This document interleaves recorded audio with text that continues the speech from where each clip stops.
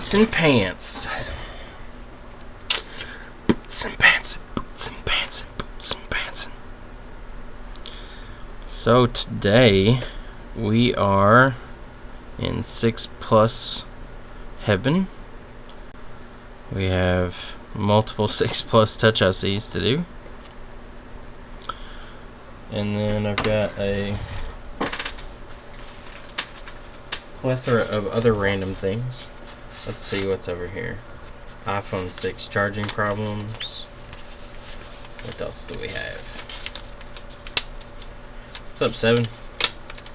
This one's on still. What are you?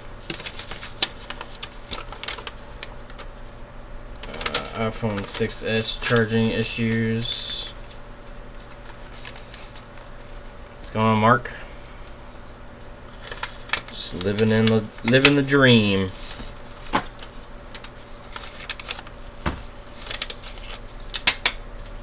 Living the dream. Let's see what this one is. It's a 5SE with water damage. Woohoo! I've been doing a lot of 5SEs lately with water damage. It's like the 5th one. Same shit, just a different day. Exactly.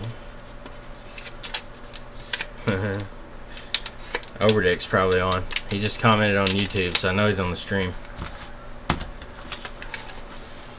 And then we got some crazy ass tablet thingy majigger. What's this one? 5S. Still having issues with charging. Okay. Let's see how. Phone and. What the? Who puts a pop socket all the way down there? I want my pop socket on the very bottom of my phone so I can touch my home button, because Apple doesn't know where to put home buttons, because everyone is comfortable holding their phone down here to touch the button. Idiots. Battery replaced 2 times. Charging issue. Jesus Christ, there's a lot of charging issues today. I'm gonna run out of chips.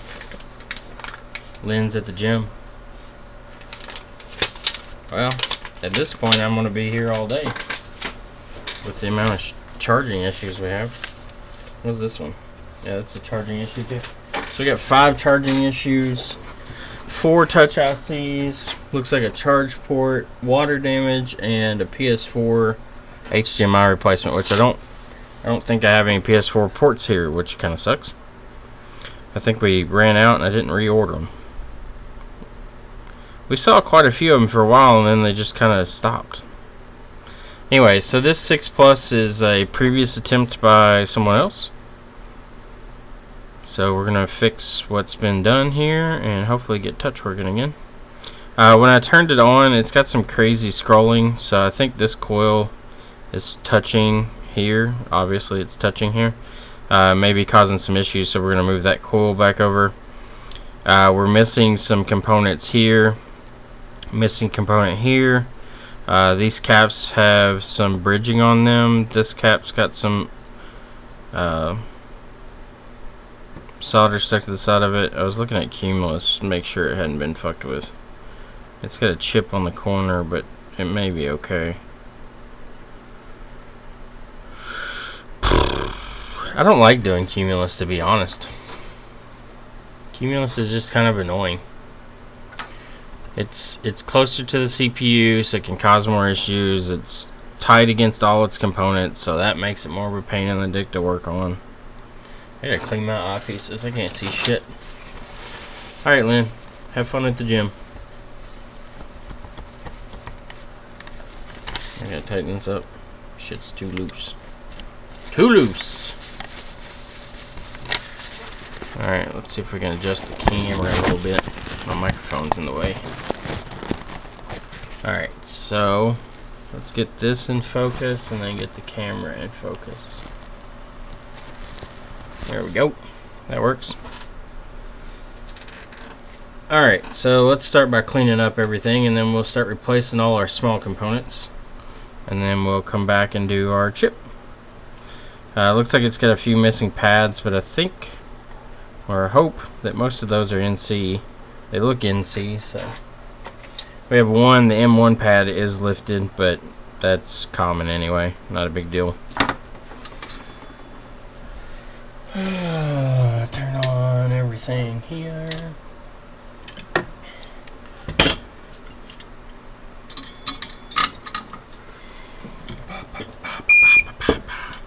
Beep, beep, beep, beep, beep, beep. We'll probably take a break part of the way through the day today on the stream. I should be able to get most of these 6+ touch ICs done before, well, I'll get at least 2 done before lunch, as long as we don't run into any issues.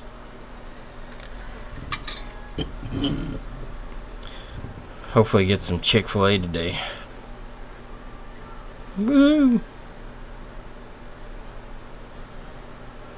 Alright, so I'm just going to go through here and clean up what I can.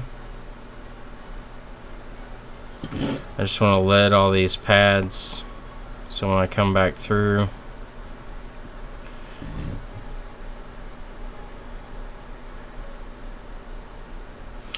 I've started to wick a little more on the mason chip, just because I feel like one of the returns, we had a return on one of them, and I think one of the returns was due to the chip not sitting completely flush, because I just reflowed the chip and it settled a little more. It was a little crooked. I may have just missed it, but after we reflowed it a little more and moved it around, it set down into place a little better. So I'm gonna start wicking just the mason pads to make sure that they're nice and level. The technique that I'm going to use, cut off a piece of braid, use your hot air and just wipe the pads, and then once you've wiped your pads, you should be good to go. Turn up my temperature. Brooklyn.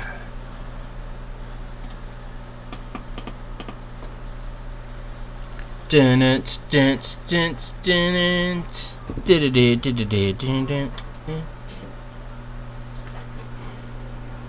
really need an auto-focusing camera. I don't think any of the cameras autofocus though, to be honest. Unless you get like an actual, they make an adapter to use like an actual camera, which I think is what Mark does. I think Mark uses his Canon actual like camera, and you use the C-mount adapter to adapt that to use.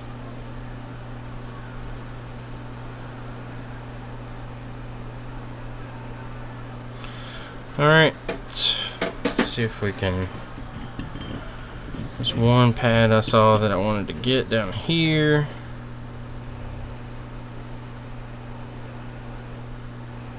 See if I can pull off this cap. Fuck it. Too much heat. Don't want to use heat. I got tweezers. I can sap the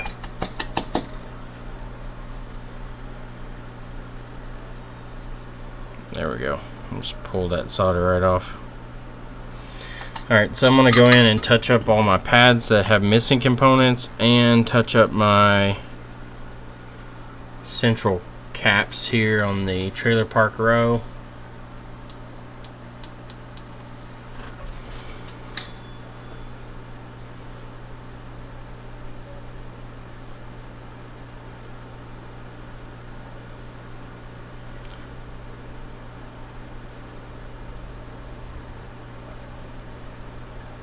You don't want any bridging on these. If you have bridges, they'll cause vertical gray lines on the screen with no touch. This coil needs to be shifted back. It's touching these resistors, and the coil itself could be bad based on what I was seeing, but we're also missing quite a few components, so there's a chance that any of these missing components, especially this filter here that's missing, it can be causing serious issues with the image on the screen. This cap looks fucking weird. It's because it's missing half of its side. So we'll take that one off.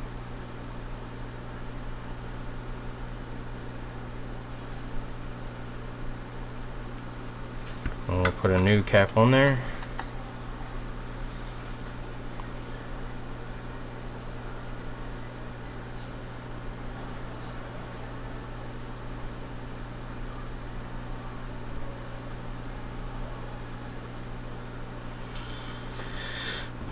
Let's mix in a little leaded solder into these. Some of those are still wick, they're still wiping around. You can kind of tell what kind of solder is on the pad based on how it acts and how it looks. These pads were acting a little strange, like you could tell they were taking a lot of heat to really get them to melt. And they also had like a dull look to them, which tells me that there's lead free on there. And we want to have these well tinned. It makes installation of your components much easier if you tin your pads. Well, stupid fucking hair. I tried to pull it off, but if you make sure your pads are tinned well, whenever you go to apply your components, they'll almost, like the surface tension from the solder that you apply will suck them into place. So it's really helpful to go ahead and just tin them really well. That way when you come back, it's less of a hassle. Alright, so looking around, everything looks okay. Let me grab let's see if one of my boards here has all these parts. I have a 6 Plus board here. I have a 6S Plus board here. I don't think I have one. Let me go grab a 6 Plus board.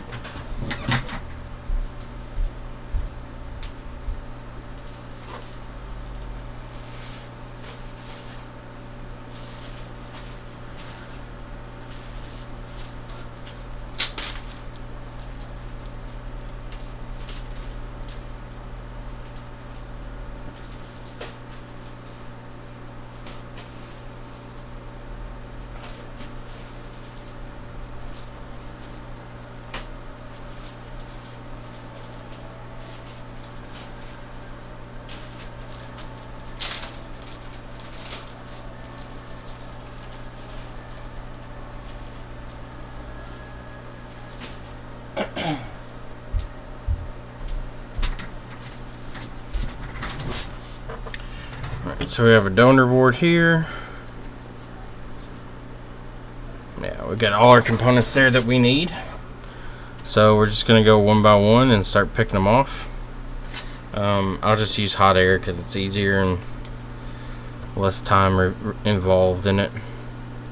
I'm going to do this a couple components at a time. I wouldn't go in and just pull all your components off because you'll run into issues with losing stuff or not remembering where it went, or it's different situations. And we'll want also, if you take your time and you do component by component, it gives the board time to cool just a little bit. I don't like to keep heating the board because when you do that, it's on the board you're working on. When you do that, you start to heat soak the board. So every time you go back and you hit a little more heat to the board, that heat soaking is just going to transfer more heat to the other side, and then eventually you'll end up with a situation where your CPU is getting hot, or components under underfill on the other side are getting hot, and then you start having other secondary problems. So you do want the board to be warm, that way the working time of the hot air is less, but at the same time you don't want it to heat soak to the point where you start having issues. Have I fixed it yet? No. I'm ordering a keyboard for it since the keyboard is still the original one, and the MacBook does have liquid damage. It still doesn't logically make sense to me why the keyboard would be the issue, but it's the only thing we haven't replaced yet. that would be causing that issue, so that's what we'll do. We'll replace it and see what happens. Alright, so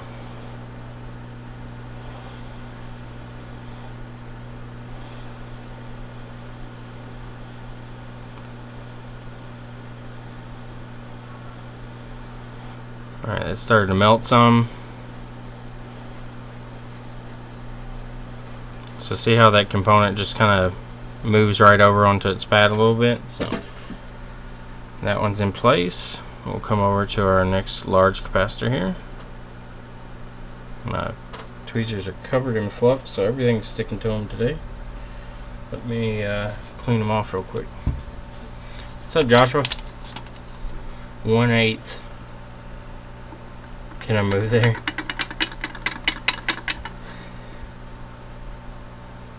What time is it in Finland? It has to be late in the afternoon, isn't it?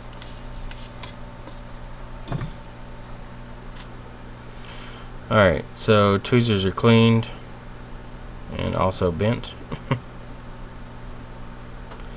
I'm hard on tweezers. I use them for purposes that I shouldn't, like flicking caps off. That's really hard on tweezers. And I use my good ones all the time, and then after I do it, I'm like, well, shit. Why did I do that? Alright, so one side of that's melted, but the other side hasn't. Alright, so it's in place. We'll let that cool a little bit off to the side. We'll grab some more components. So we're missing all of these here, all three of these. I think that's it. We might be missing one of those up top too.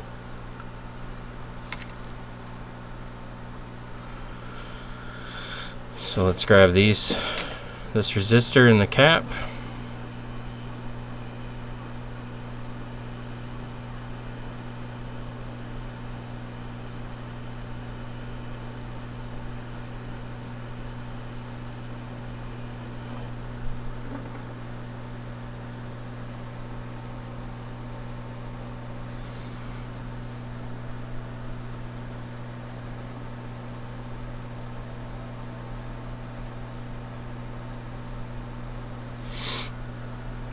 Did I drop? There it is.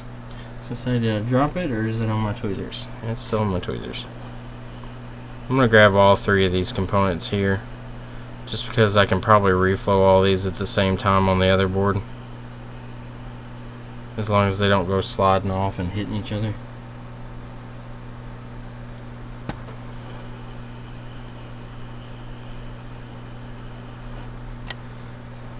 Okay. Set this down. Alright, got my components set down.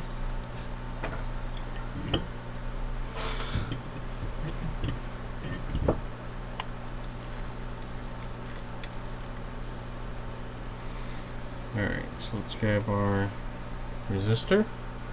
We'll put it in place. We flip it over here. Morning, Amy. First time full off touch. I see all that cool cap fall off. Shaking and nervous.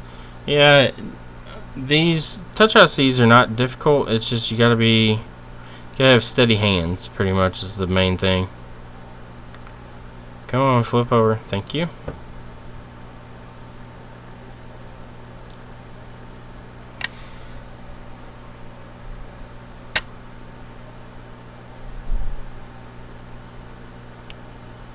The resistor doesn't have to be facing up, but I would rather it be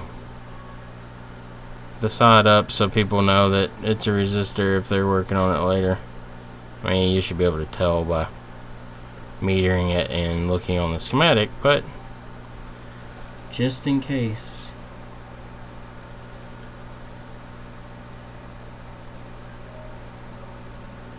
I thought I just shot that cap off into nowhere. My tweezers clicked to the side of it and it fucking jumped, but luckily it didn't go very far. Alright, so I'm going to put a little flux down here, and of course my flux bubble grabbed them. The flux will be just to keep these components in place. They'll want to move a little bit when I first melt the flux, but they should want to stick down after that. And flux is everyone's friend. So I'm going to melt that flux slowly just because of that reason there. If you come in too aggressive with this, it'll do exactly what it just did. Now it's going to be a nightmare to get back into place.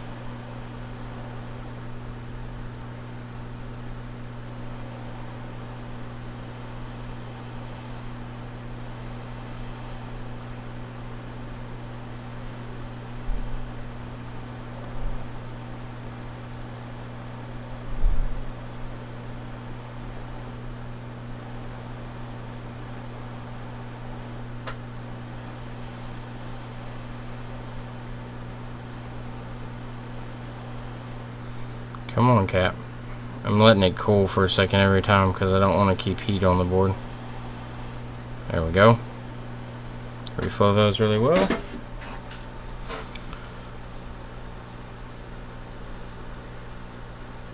So all those are on well. And we've got 3 more, and then we need to move our coil out. I'll go ahead and move the coil out because it's preheated.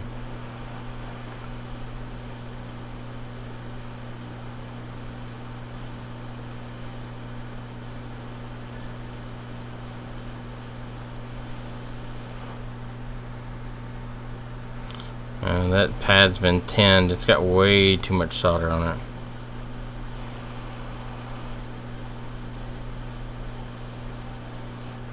So I'm going to pick up that excess solder. That's probably why that coil floated so easily. If you get too much solder under stuff, you can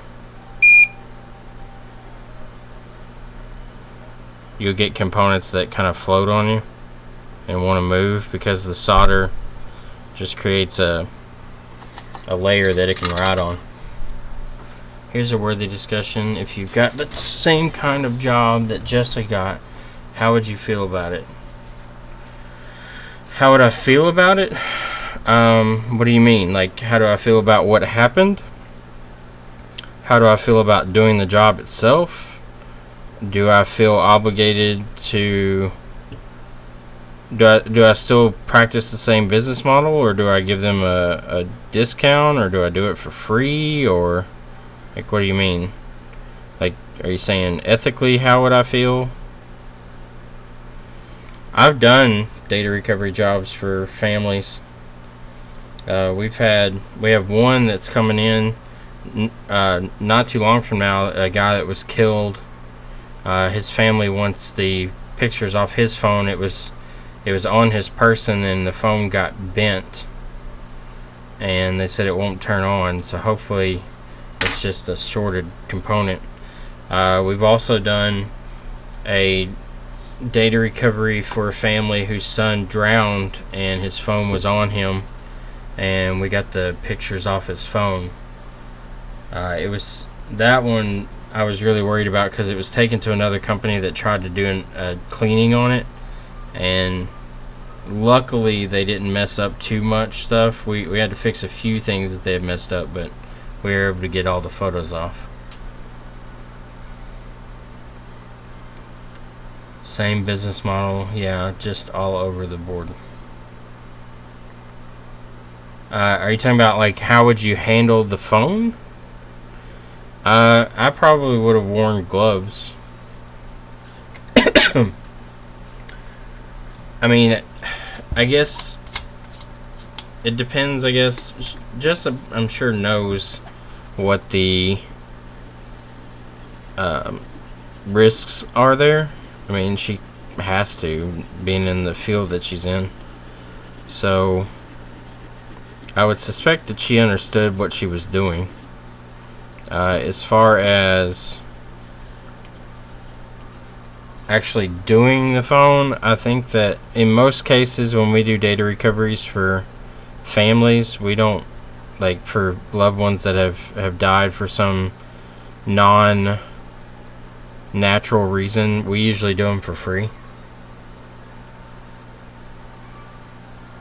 watch the rest later, bud. Go to the back to work out. Okay.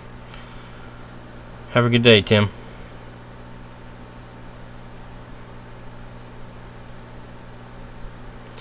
But I mean, me personally, I don't charge families that have had tragic deaths like that, just because I feel like at that point, I mean, maybe I should, but I feel like at that point, it's any good thing for them is a big deal. So if you can help them out just a little bit, it makes a big difference. Hold on one second. Yep, unavailable. That means you don't get an answer. And the touch wasn't working. Spent about a while, about an hour, troubleshooting and scratching my head, and ended up being my test screen. Yep, that happens a lot. What are you doing, Mark? You enjoying the rain out there? It's raining. Yeah. This one's water damage now. Well, before that it was gravy. Gravy trained? Yeah. Ho ho ho! Nice. Yeah. Is this the same year as the other one? Yeah, it is. Which one? The one that kid, it would randomly shut off. Oh. I've been looking at that one. It's down there. We ordered a new trackpad for it because I unplugged the trackpad and it would stay on as long as the trackpad wasn't plugged in. We got him to replace the battery, so it's got a new battery in it. Everything works normal, but if you plug in the trackpad and the keyboard at the same time, it turns on and then shuts off. And I metered the board, and it's keeping the power rail, that the power button, when you press it, it pulls the voltage down. It's keeping it low, so it turns it off because it thinks the power button's being pressed. I was going to say, that makes sense. I can understand how the keyboard could do that. I don't understand why the trackpad would. Well, see, that's what doesn't make sense. If I unplug the trackpad and the keyboard's plugged in, I can hit the power button, it'll turn on, and it will not shut off until I hit the power button again. See, that doesn't make sense to me. But if I unplug the keyboard and plug in just the trackpad, it'll boot up too. It won't shut off. It doesn't make any sense. So I've ordered another keyboard for it. So we're gonna see if maybe the keyboard somehow the trackpad and the keyboard share a power rail. Right. But I don't understand why it's turning itself off. Yeah, I mean it's not. I mean, because you got two separate connections. Yeah. And the only line that I can see that they share is a power line. That's the only rail that I see they share. I don't know. Maybe it's just some weird glitch that the keyboard's got some damage to it somehow. Unless somehow they're both malfunctioning, and then when they do that, they pull too much power or something. I don't know. The trackpad though works. If you boot it up with just the trackpad connected, works perfectly fine. No problem. No problem. I've never seen it. It's weird. Well, this one. Yeah, I can see the corrosion on it. You get the boot up. You get no video. I tried external video and it recognized HDMI, but I didn't get anything on the screen. It's chiming. It's chiming, and it acknowledged the HDMI and the monitor communicated, but nothing was ever displayed. It acted like it was up and running. I mean, like you hit the caps lock key and it would light up. And it would light up, and fan was going, but I got no video external or internal. And then some of the time though, it was flaky on turning on. Yeah. I think that I think there's definitely some issues with the keyboard and stuff, but I don't know. Anyway, it's, I had another question for you. Have you done anything or looked at the situation with the new MacBook Pros, the Touch Bar ones? Apparently, we got one in, and according to Apple, we're supposed to buy this $300 thing just to open the case. What's it look like? What's what look like? The thing that opens the case. Hard to describe. It's like a whole thing. You put the computer in, and it got clamps around it. It's a whole. Is it because it's glued together? Well, I don't know. I do know that if you and Joshua was looking at it this weekend, and this past weekend. Yeah. And I didn't have time to get into it with him. I do know that you can take all the screws out of the bottom, and the back of the case doesn't move. So. Do you think they tried to waterproof it with a seal or something? Possibly. I know that from what I looked at, and like I said, I haven't spent much time doing it because Joshua did, and then he just basically told me to get in. But I do know that, like with the thing, I don't think it's glued because there's nothing in the service manual about having to re-glue it. Yeah. No, you know, do they not give you instructions, or does it come with the equipment?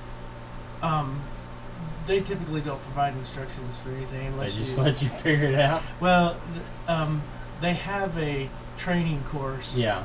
For it. You have to pay for that too? No. Okay. No, but I haven't delved into that on it. I mean, this is the first one that's come in with any issues. Yeah. And does it have a soldered SSD in it? That's the rumor. Yeah, it's one of them with the. I'd like to see it if you can take photos of it or something. Well, what we're doing is we're going to ship it into Apple because just for the turnaround. Yeah. For the customer because it's under warranty, and I don't have. We got it. We actually had ordered a part for it, but that was before I knew we had to have all that to open it up, and because the customer wants it done. Yeah. We sent it into Apple, and so we'll get it back, and I don't have to worry about trying to figure it out. But do you all get anything off of that? Huh? Do you all get anything off that? Just mail it in? Typically, they give us like $15. Oh, that's nice of them. Which it's the mailer's handling fee. Yeah. Yeah. It's not nearly enough for the hassle. I don't know. Because they don't have to deal with the end user. Right. You do. Yeah. So. Yeah, we have to deal with the end user, and we have to fill out. I mean, heck, it's not worth it for just filling out the crap that we have to do. And we have to fill that out and then box it up. And of course, we don't have the right box for it, so I had to have them ship us the box, and so we could pack it to send it. And because they have a different box for almost every model and everything. And so the only reason even messing with it is because the customer, if we make them happy, hopefully they'll come back later on. Yeah. Get something out of it later. Because doing it is a lot, you know. Yeah. For the time invested, for the money you get. Yeah. Because I mean, like I paid Joshua to look into it on Saturday. Because I mean, you know, we got the part in, and Joshua came in, and he sat down to do it, and then he found out, and of course then he spent time researching all of that, and of course I pay him by the hour, so. Yeah. So I've already lost $15. Yeah. You're not even gonna break even on it. Right. But no, I just was curious if you. I've not messed with them yet. I had heard about the trackpad or the touchpad for the fingerprint scanning being kind of a pain. I knew the SSD was soldered down, but I didn't know how they came apart. So. Yeah, well, and like I said, I hadn't really looked at it. And I'd be happy to. I'm not supposed to share the service manual, but I'd be happy to share the service manual with you. But the one thing that I did look at when I was looking through, because I was trying to figure out what exactly this mechanism did. Yeah. Because it says like put it in and clamp this and clamp that, and then it has to be some type of adhesive removal. That's the only reason it would need to be held down. Well, the only other thing I could think of is if they were doing something with magnets again. Oh, to like slide locks? Yeah. The magnet locks and stuff? I don't know, but that was a theory of mine. Yeah. You know, because they say then when you, like one of the things I did see in the service manual says when you're putting the back case back on, you need to do it at this angle, blah blah blah, and then align it appropriately. And it's like going through all this. It like has like 2 paragraphs on alignment of it, and I'm like, why is it so hard to align a case, a back case? Yeah. You know, I mean, it should just go on there and lay on there and line up the screw holes, and you should be done. But I just thought I'd ask you if you knew. I've not messed with them yet, so. And it's like, to me, we're an Apple authorized service provider. We jump through all these hoops all the time. If there's a $300 tool, you think they make it a little more affordable for you all? Yeah. $300 is pretty steep. Well, none of their stuff. Of course, see, they have a totally different concept of what's affordable. Right. Yeah, we talked about that before. For them, $300 is nothing. Of course, and again, I guess in the long run, if you're doing a bunch of them, it doesn't matter. Yeah, and that's one of the things. Most of the service places that, like, they complain all the time because we're not doing $1 million a year of service. Have you told them to come to Bowling Green and try to run $1 million MacBook service here? And you know, and so for them, that's what they consider to be the minimum. You know, so 300. If you're doing $1 million a year, $300 is nothing. 300 is nothing. But when you're doing one MacBook Pro 2016 or whatever, or 17, but you talk about the crazy stuff, the pricing. Like if we want, you know, they use all these different screwdrivers. Just one screwdriver from Apple is like $35. Is it the highest quality screwdriver you've ever touched? Not actually. Please tell me it comes in a little small packet with a guitar pick. Oh no, I mean they're good quality screwdrivers, but as far as the best ever, I don't. Do they force you to buy them, or is No. it just because they come out with so many proprietary things that you have to get them when they come out? Sometimes, I mean, because they now have they went back to the tri-wing. Yeah. On the iPhone 7. Which we've only bought a few screwdrivers over the years from them. Most of the screwdrivers, by the time. These have been really good. They come with little battery kits. Yeah. Like they hold up. They don't break on me. So. Man, that's one that I've got so many screwdrivers over there that have chipped and all that. I need to go through and just because it frustrates the heck out of me. Wera, Wera, they've got hardened tipped screwdrivers. I've not had one of these break. I've broken some other ones that don't have the hardened carbon steel tip on them. Yeah. These hold up really well, and they make a wide selection of these too. Yeah. So. I need to get a new set of screwdrivers, put them on the bench, and like take all the rest of them and just. Yeah, that's what I've started doing. Like this used to be full of random ones. I still have some. Like these are different. Heck or whatever, the star or the Torx bits. That one, it looks like if you ever don't need it anymore, you can use it for some kind of movie prop. Yeah. This is the iPhone 7 the tri-wing, the 00 tri-wing. The little small one. Have they started? They use those in the MacBook, the 12-inch, the 2015. Yeah, the new one. Yeah, the one that's the iPad with the screen and keyboard. Yeah, that you have to be careful of taking the back off because it's connected. Yeah. Which makes no sense at all. No, it wasn't needed. No, they could have easily just made it on the bottom, on the top cell. No. But yeah, I don't. All the stuff they're doing with the new ones, it just seemed. Yeah. But if they're going to be doing that, I guess I'm going to have to get the thing. Yeah. But I just hate to spend that kind of money for it because, like, I know to make it just to pay off, I'm going to have to do 8 or 9 repairs. You know, just because of your margins that you make them. Yeah. Well, like I said, if you need to make some extra money, I won't say nothing. So if you need to ship some stuff over here, you can make margins on it. Yeah. Well, of course, on those you wouldn't be able to, unless you came up with a. I mean, I can charge them and then just pay you money or whatever. No, I mean for opening up those things. If, Oh, that stuff? Oh, yeah. I'm sure the aftermarket will come out with something that's comparable. yeah. And it'll cost maybe $100. Yeah. Well, if you happen to see anything, let me know. Okay. I mean, I'm not stuck on buying Apple's $300 one, but if I'm going to start getting them in, Well, if you get a photo of it, let me know, and I can see if I can find anything on the market that looks like it. Okay. So, we'll figure it out. As, you know, it looks like the computer, you know, Yeah. it's like a regular computer, and you go and take the screws out, and nothing It moves. won't come apart.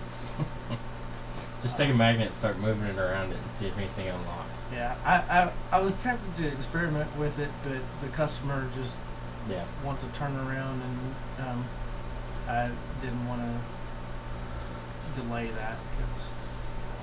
Understandable. Anyway, I'll let you know on that one. I'll take a look at it today. We'll run it through ultrasonic and get it cleaned up, and then see what I can get figured out. yeah, I didn't. I cleaned up a little bit, but not. I Yeah. didn't clean up very much at all. That ultrasonic should eat up. It was awful. Yeah. It was. Food products usually do that. Yeah. I got a big workload today, and Mike is out, so I should be able to get to it though, as long as none of these give me problems.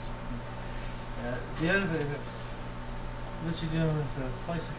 HDMI port. They break real easy. The other thing that was kind of funny though about the girl with the gravy thing. Mm-hmm. We, you know, going through normal stuff, and we asked her if she had a password Mhm. on there, and she goes, "I'm not going to tell you my password."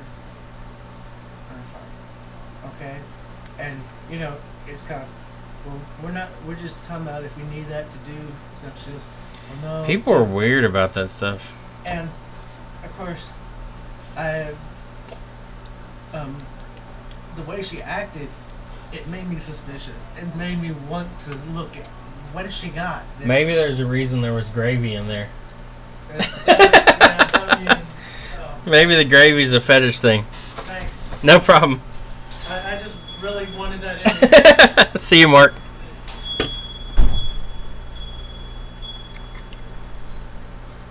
So, sorry about that. Mark's the Apple certified store across the street. So, evidently the new MacBook requires some tool that Apple sells him at $300. So, the MacBook Pro with the touch bar. He said he took all the screws out of it, if you didn't hear him, and the casing doesn't move at all. And Apple sent out a notification that they have a tool that is required to open them. Well, not required, but they made a tool to open the new MacBook. And he said it has clamps that hold the MacBook down, and I guess they have a certain angle that it has to be lifted out of the casing somehow. So I assume the whole bottom casing separates in a different way now. So that's interesting. Hidden clips. Yeah. Mark was saying he was wondering if it was like a magnetic clip style where you have to run a magnet across it to unlock them or something.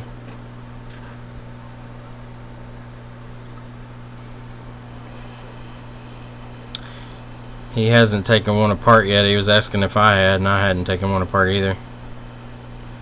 He brought another 2014 or 15 MacBook Pro 13-inch in, just like the one we have, but this one has gravy all inside of it. Look above. Let's see.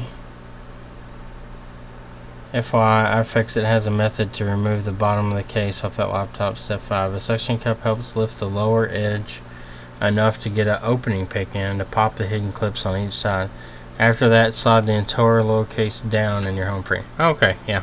Makes sense. He was talking about the fact that they have some like crazy ass shit on Lewis's channel. Okay, I have to look at that then. Cool. Chris, do you know if the iPhone 6 and 6S have the same battery connector? No, the 6 Plus and the 6S have the same battery connector, but the 6 does not. The 6 does not have the same connector.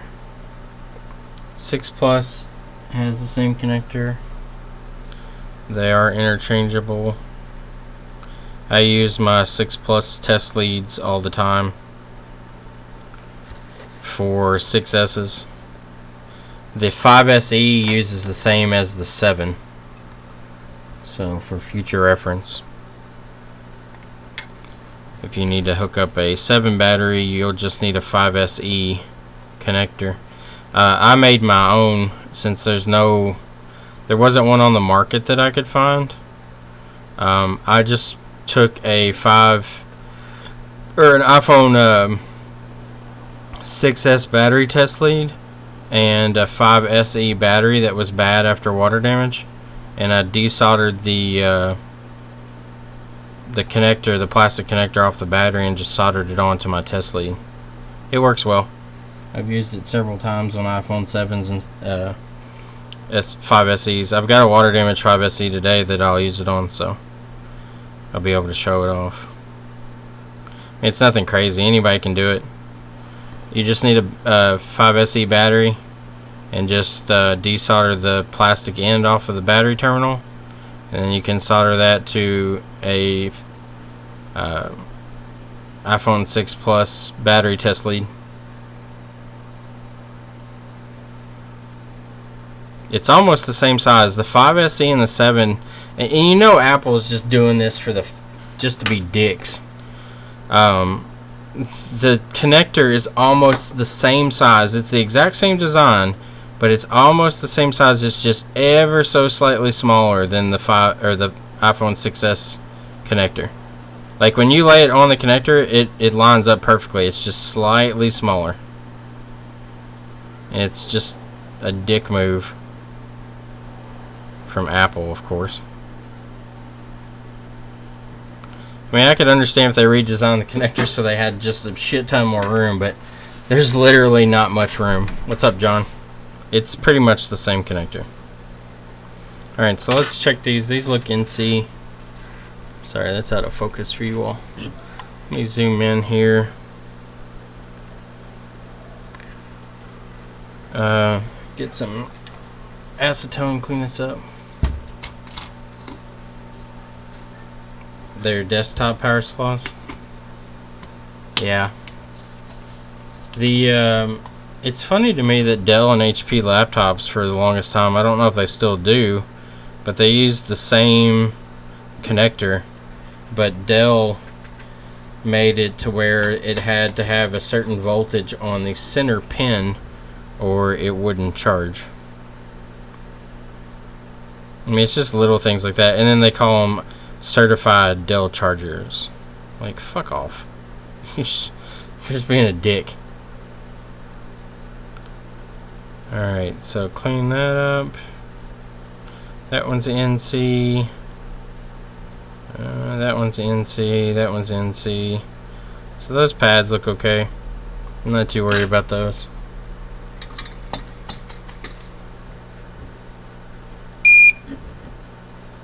Let's see if I can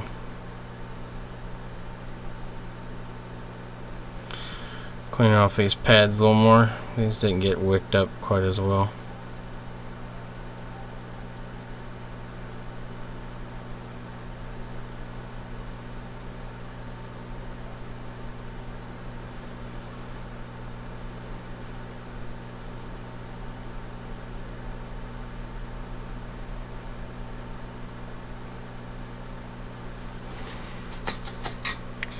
Yeah, certified just means more expensive, exactly.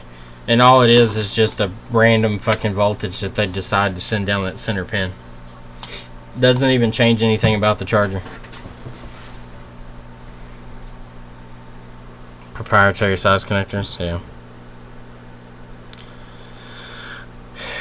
Companies in general, like, I mean, I understand they're trying to make it to where they can profit more, but man, some things are just fucking like stupid. They do it just for money and they don't give a shit about the end user at all.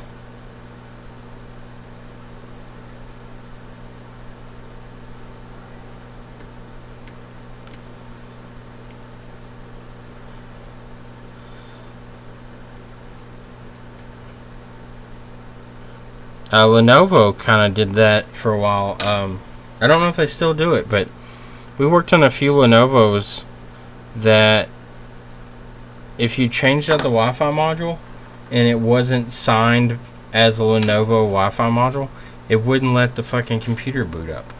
Or if it do boot up, it wouldn't even have Wi-Fi at all.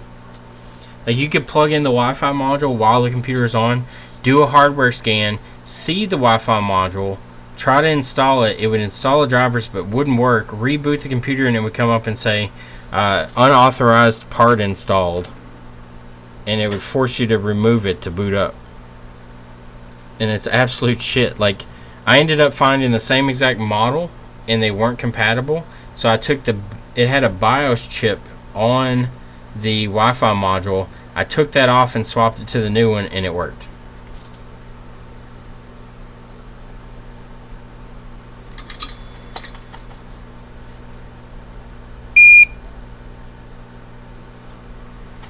It's really dumb. Like, just stupid things like that. And I don't know if every Lenovo is like that, but this one was. And if that's the case, I mean, that's kind of shit. Well, that's not kind of shit. That is shit. This wasn't a new Lenovo, so I don't know if they've gone back to just use standard parts again or what.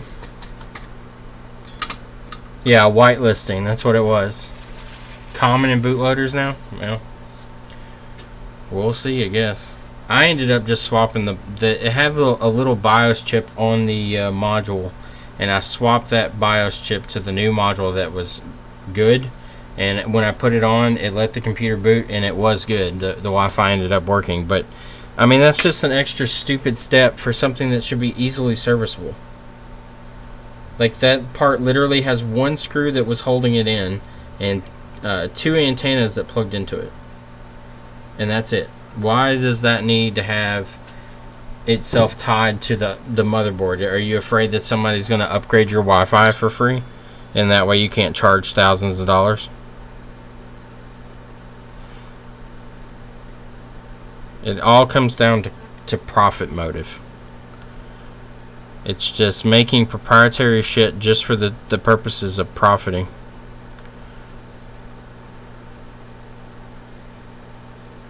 And that's a lot why the right to repair stuff, I feel so strongly about it, because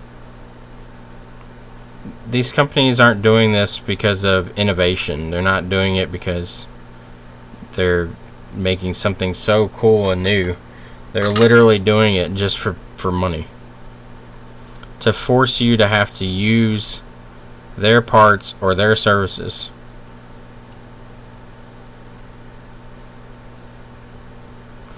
Alright, so I'm going to scrape a little bit on this via here. Usually if there's no pad, I like to put a little bit of solder on the end of the trace. Sorry if I called it a via. The trace, and that way when I bring my wire down here, I can tack it to that.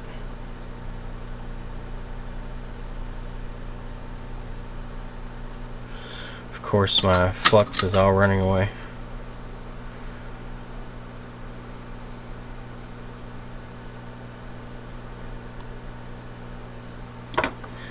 Probably was like Apple charging you $300 for a Lenovo part.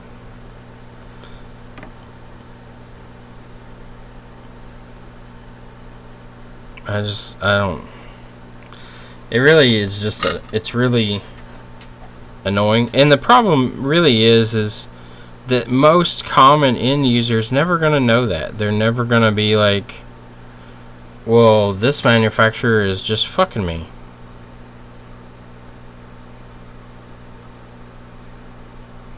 Why don't I strip the whole trace out? Because there's no need to. Everybody's got their different techniques. I mean, there's nothing right or wrong about any way that anybody does it. I just don't feel like pulling the entire trace out. There's no benefit to doing so. The jumper from the via is really the main thing. This part is just so my wire will stay in place whenever I solder my pad down. I mean, I don't this part does nothing for the function of this. This is just so that the wire is in place whenever I go to place the chip. I leave a loop in mine because of the stresses that are put on this pad. If the pad was still there and it broke free, if my wire went straight from here to here, that puts more pressure on that wire and on the via. And I would rather not that wire separate or the via separate, so I leave a little gap in it and it works. But there's no, I wouldn't say there's any right or absolute wrong way to run this jumper. As long as the jumper is connected to the via, it'll work. I just prefer to do it this way, just out of personal preference. Alright, so kind of worried about my jumper looping up that high, so I'm going to try to pull this down.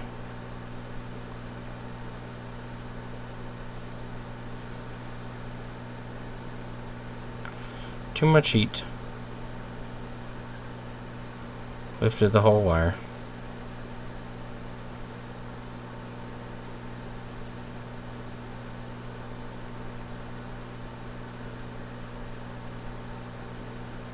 The only wrong way you can do this repair is not running the jumper.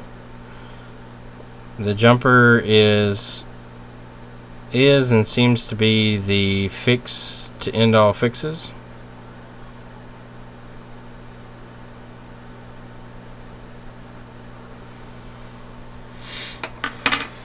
I still see people that are doing these without the jumper, and I don't understand. Like, it's gonna come back. It just will.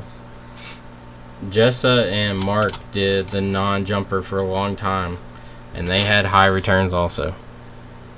It may have taken a little longer to come back with the shielding, but from my understanding is all of them still came back, or most of them still came back.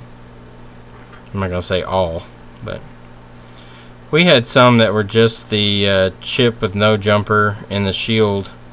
We had some of those last 6 months. So, I mean, that's pretty good, I guess. But I want a repair that's not going to come back at all. At least not without some severe damage. Alright, so that's good enough. Let's put some coating on there. YouTube being dumb again. How shocking. It's not dropping any frames for me, so that's good. We're staying in the green, boys. You're putting up videos too fast. Haven't finished watching. Yeah. The only problem with my videos are they're extremely long and boring. I've had several people thumbs down videos, which I'm sure it's because the length of them. I've had a couple comments saying I should make the video shorter, but it's live stream. I'm not making these to be 15-minute please bro videos. I'm making these to show my techniques and talk to people who want to watch and have questions. I probably won't have a market as big because of it, but I don't do this honestly for money. I don't make any money with it. I mean, YouTube hasn't sent me $1, so it's not really.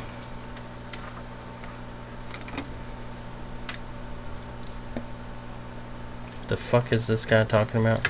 Somebody just posted on Jason's STS Telecom, posted on his video and was talking about how heat is generated in electrical shorts.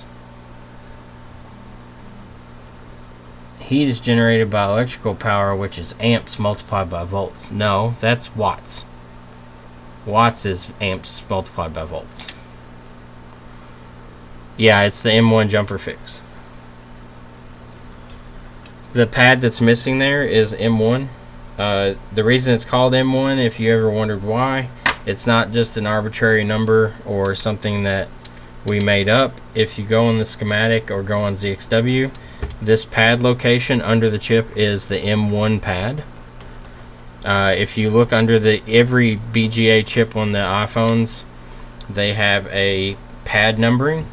It starts with A1 and it's a row by column alignment. So you have A1 through how many pads down, and then you have A through whatever number wide. So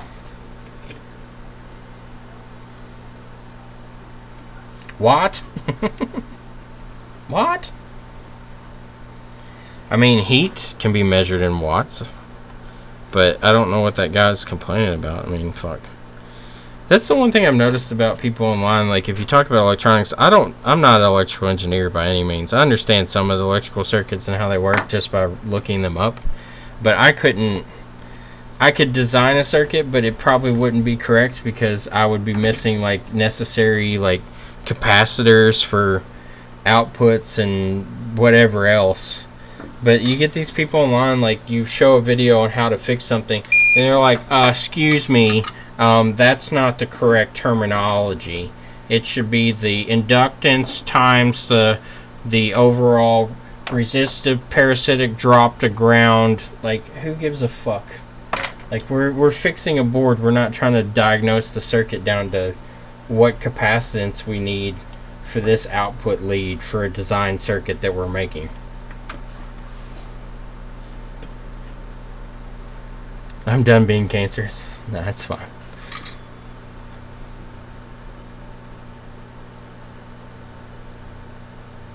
What the fuck are you stuck to?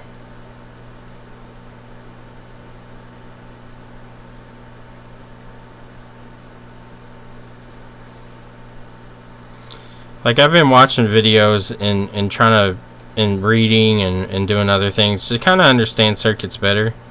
Like, understanding why and how they choose capacitance out, like on the output and input of a circuit. Like, what a bypass cap situation is used for, what the like bulk cap situations are used for. It's pretty cool stuff, but like in the videos that people are doing to help others, it's not that important. I mean, unless they're just completely telling them incorrect information, then maybe you correct them, but we're not breaking down, like, some of these people are sitting there like breaking down exact terminology and like what exact values that are supposed to be there. Like, come on, dude. Just shut up. Enjoy the video.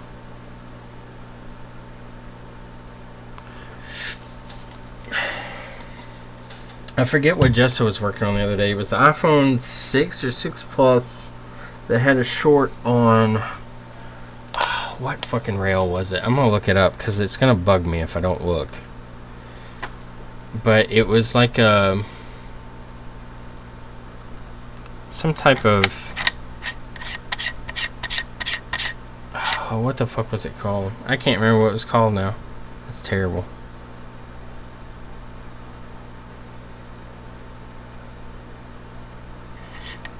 Hold on, I've got ZXW up on my other video. Let's go down here to Tigris. Come here, Mr. Tigris.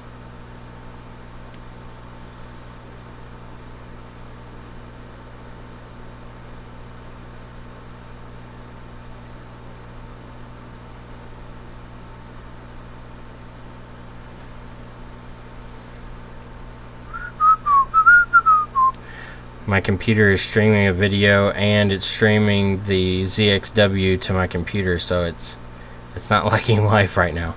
At least the program's not liking life right now.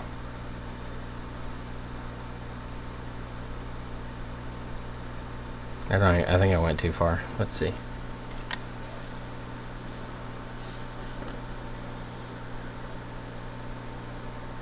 No, it's right here. So what's this called? No, that's not it. Oh, it's a 6S. God damn it. I'm on the wrong one. iPhone 6 Plus. I'm sure somebody's already said it in chat what she was talking about.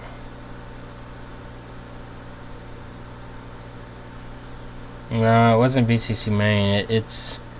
I can't remember what the fuck it's called. And as soon as I read it, I'll be like, well, duh. Alright, here we go. Zooming into my board here.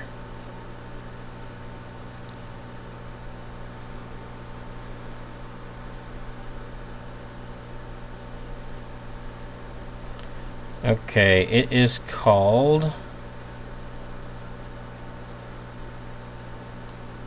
PMID, which was, oh, what was the line now? That's terrible.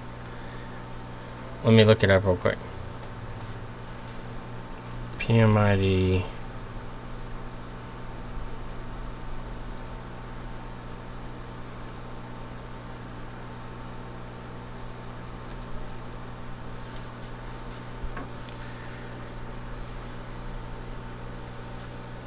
PMID.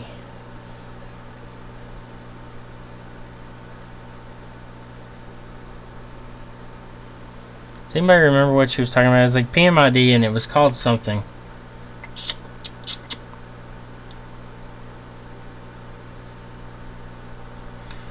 No, it wasn't on the blood one. It was on a different one. Here's the forum that she looked at.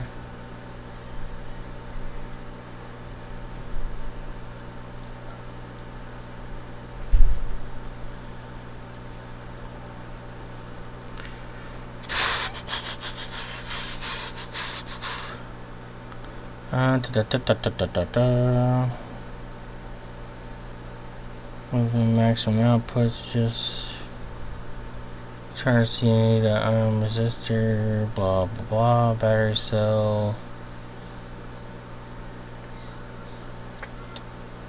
PMID non-voltage, PMID pin 12 volt, output voltage, no.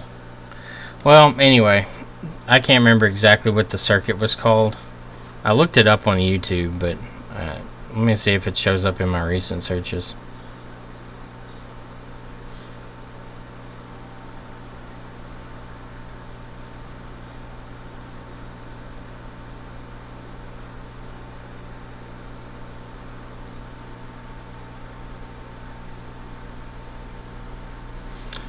It won't show up in my recent searches either. Well, anyway, so they were talking about, I don't remember what the fuck I was talking about. They were talking about the capacitance on a charging chip and understanding like how the different caps work and why they're there. And the PMID caps that Jessa was working on, those caps are there to make sure that the voltage is constant for the Tigris charging chip, so that if there's any variation on the 5 volt input, the two caps on the PMID rail will keep the 5 volts constant because there's no ripple in the power, because those caps supply the power when the charger isn't fucking properly outputting. So like it's cool like how they calculate what kind of capacitor it needs, and those are considered bypass caps, I guess, in a sense. They're the same, I guess. Bypass caps provide a constant voltage if the input is varying, and they also supply a higher voltage or a higher amount of amperage when the load is needed. So, but they're talking about like a video that I watched. They talked about the capacitance on the front side and back side of the circuit and how they work together, and how you want to have capacitance that is the appropriate size, that you don't want too much because of issues that can come from it, and you don't want too little because of issues that come from that. And it's just really cool shit. It's cool to learn about.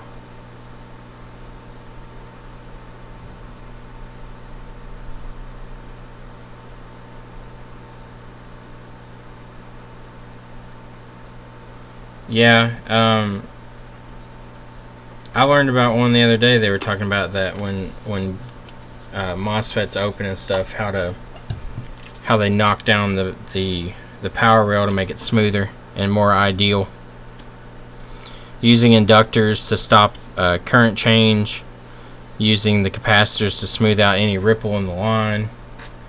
It's all really cool shit. It's crazy to me how how they figured out all this, like how to manipulate electricity. That's the coolest shit to me.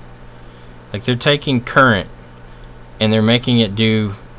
They're taking the same current and they're making it do different things to achieve a goal that they're wanting on the output. And then the even crazier thing is you can take software to control that current, which is even more interesting to me. Like, it's just nuts. It's all cool shit. So we'll turn down our brightness there. That's a little burning of the retinas there.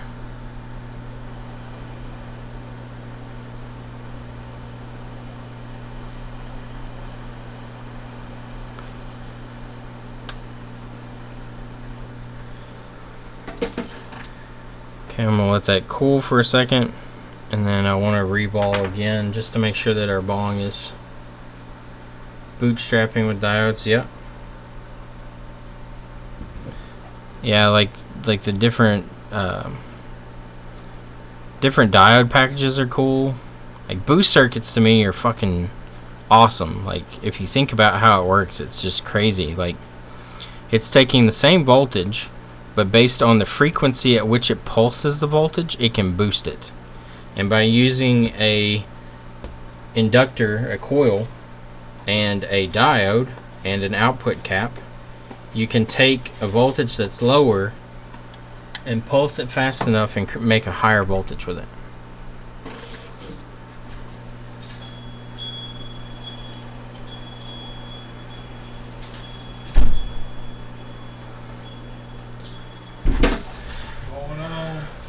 Much. What do for you? Picking up. We're picking up the iPad. Alrighty.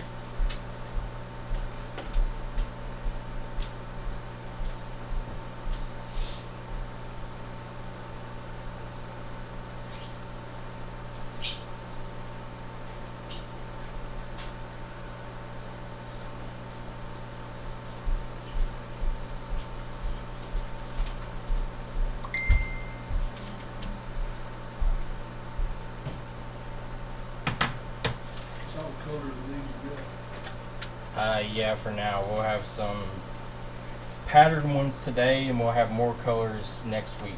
Hopefully Tuesday, I believe.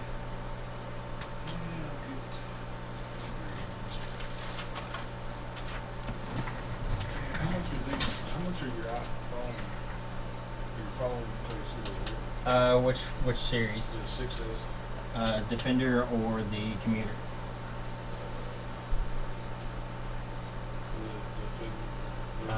The one with the belt clip.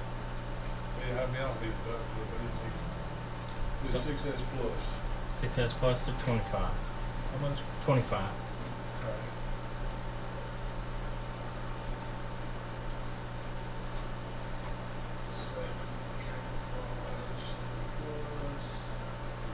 I don't know how many camos we have. They're hit or miss. It's whatever we can get at the time.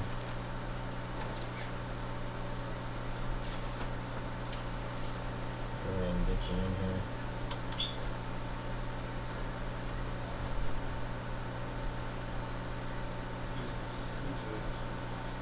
The 6S and the 6 are the same, just as long as it's the Plus. They make sure it's the same as mine. Mine's in the truck. That's it.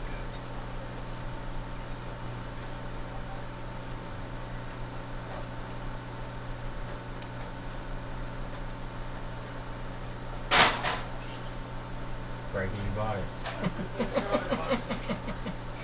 Good thing that they're made for drops, right? So your number is 86 what? 86. 8686? Yes. Okay. Because you had written down 86888. I did.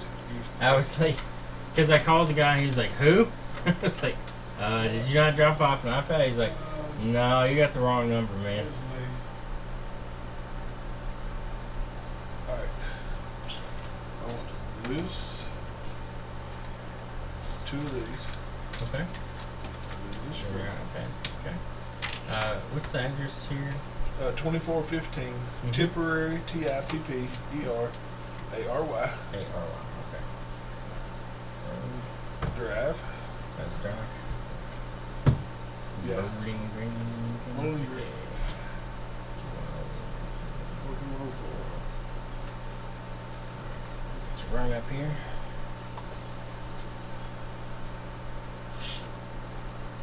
I am enjoying this lovely weather. I'm so damn tired of rain. I just put in a pool. Did you? And man, Yeah. every time it goes to getting a little warmer, it turns off cold again. Yep. So, That's life in general. I think. Yep.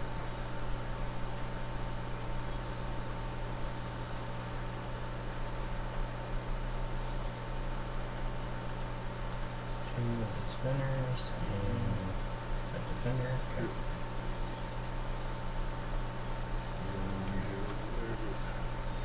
Alright, total with everything be 112.84. These are 7, right? Yes, sir. And then this was 25. perfect. I'm gonna take care of my son. He's got a Keep him life- entertained for a while. He's got a life-proof case on Oh, yeah? his phone, but that's been the worst case I've ever. I don't like them. The waterproof case, sorry. The waterproof cases in general, we carry some. We carry Red Pepper, which is like a generic brand. They have a little better audio quality, but it's still, unless you're in water all the time, I just don't recommend them. They're not made for drops very well either. No. They're real thin, so So, you end up doing damage anyway. yeah, I am going to put him in an other box. Yep. And he can, of course, 2 years ago, I don't know what the hell he was thinking about, but we went through like 3 phones because, Didn't want to case it all. you know, he jumped the pool Oh, with it in yeah. his pocket. So, Well, I guess you have a pool now, so be careful. If you do get a water damaged phone, though, let me know. We may be able to save it. okay. The sooner you get it here, the better. Don't put it in rice. Don't do anything. Tell them after they put it in rice, they can cook it and eat it for dinner. Yeah. That's about all it's good for. Yep. Well, thank you. And No I'm going to problem. tell you, you've got great reviews online. Yeah, I appreciate any word of mouth. So, And you've got my word of mouth. okay. Well, thank you for your business, sir. Alrighty, thank you. I'm Yeah. going to put this in my truck, Take as many as you want. and that way I can hang them out. All right, I appreciate it. You have a good day. Hey, let me ask you this. How much you charge? My wife's got one of the bigger iPads. Mm-hmm. I think it's a 2. It's an older model. I think they're $60 for screen. It ain't the screen. What is it's the button. Home button? Uh-huh. It's just sunken in or not working? Well, it works half the time. It works. I mean, it's hard to get it. Sometimes it works, sometimes it won't. 45. Okay. All right. Thanks. No problem.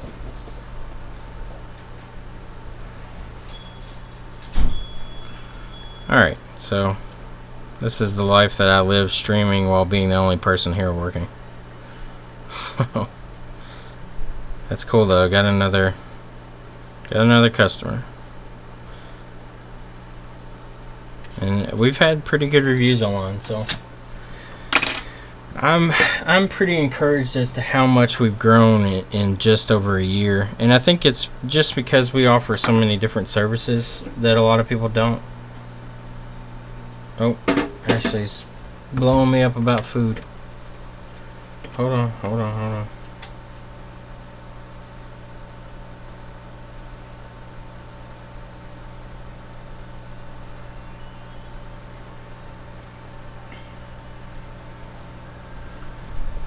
I think the rain today will keep walking customers down, so maybe we'll be able to stream without too much interruption.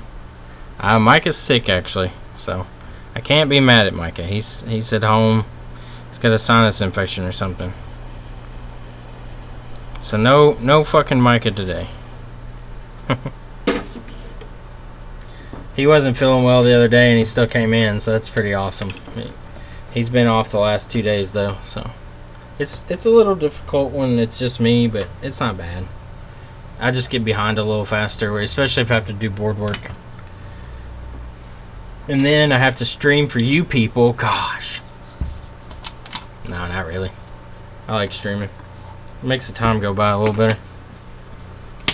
Might get developed an analogy to iPads? Yeah, probably.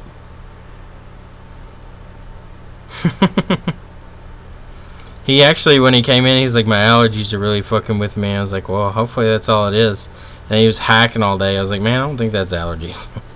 And then he's been sick for the last 2 days. He's like, he wrote me this morning. He's like, I'm probably not going to come in today either. He's like, I'm still feeling like shit.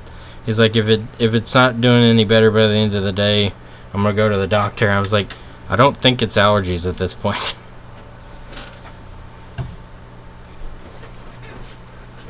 Welcome to Chris's rough life. Woe unto me, woe unto me. What's up, man? We're working on your iPhone. Hopefully get these fixed up. So, let's go ahead and put our chip into place. So far, most of this stream has been me talking to people and not working. Hopefully this chip's not damaged. It's got a few little nicks in it, but sometimes they can get some chips on the top of them without any issues. These chips are technically a die, a bare die with just pads on them. So, I turn my heat up to what I normally work at. That way we can make sure we're consistent on our reflows. Yeah, get away from me, coin.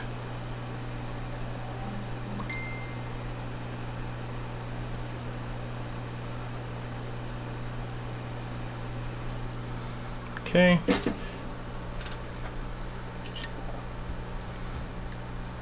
Nice and level, looks like. Yeah, nice and level. The overdick's here. Yeah, aka underdick. From now on, whenever you see Michael Overdick, just call him Underdick.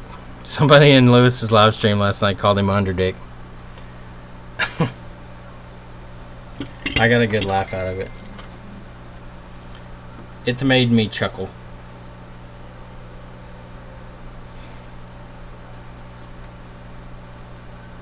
I have a new notification. Well, thank you, Facebook. Thank you for letting me know that I have a new notification.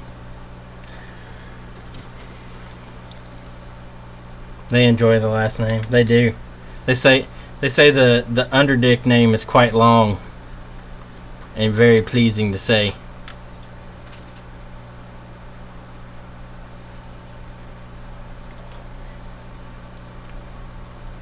Alright, we don't have any shorts, so that's a good sign. Let's see if she'll turn on here for us.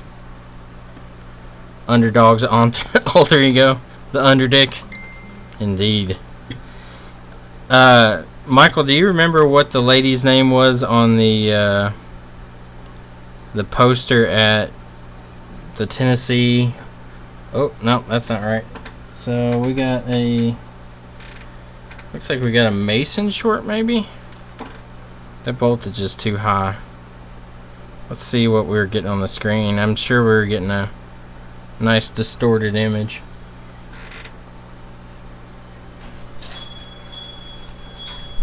Or no image. There you go, Wayne. Thank you. I love them. See ya.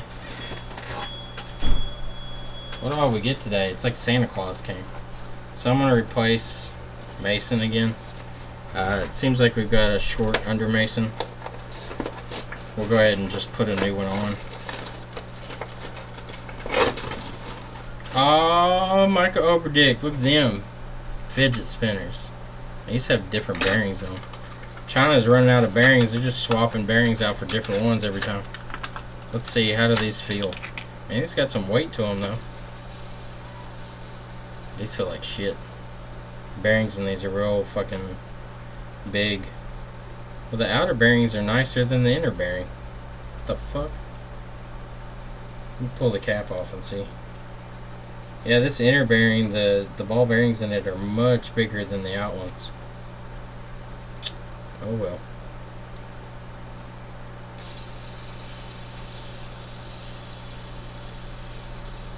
They spin well. Got some cool patterns in these though.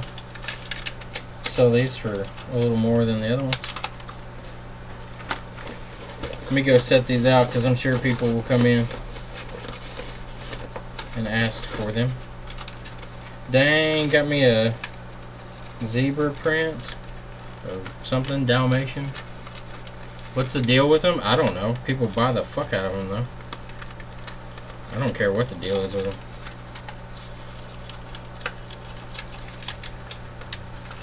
I mean, they're entertaining. They're not stupid or anything. It's just a lot of people ask me like, why are people so gung ho over this? And I think to myself when they ask them like, well, why were people so gung ho about when I was in high school or not high school? When I was young, people were gung ho about the slap bracelets and stuff and Tamagotchis. There's always fads that come and go. This is just another one. I kind of consider like the vaping community to be somewhat was fatty for a little while.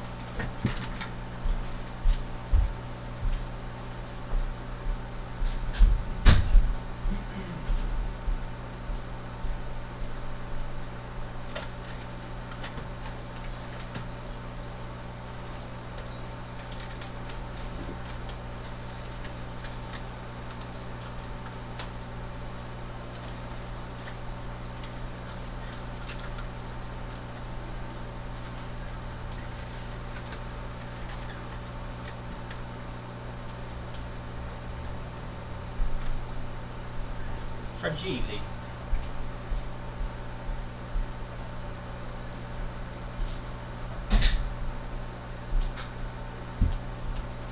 I wonder what I got from China. I don't even remember ordering anything from China. Oh no, it's not from China. I thought it was from China. Alright. Oh, tight. Smooth brains are everywhere. Why do you say that?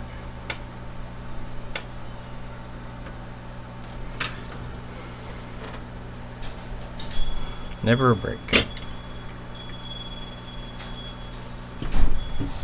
Hello. Can do for you. Oh, in the search for Alrighty. so what's great about these things? They're entertaining. Okay. Kids like spinning them. Which is odd because it's totally a therapy tool, Yeah. not a toy. Yeah. So, I don't know.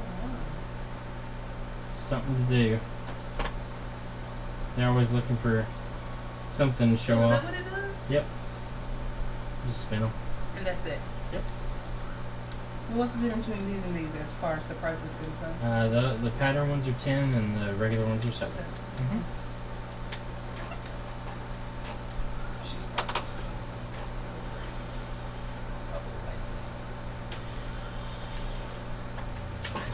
Alright. $7.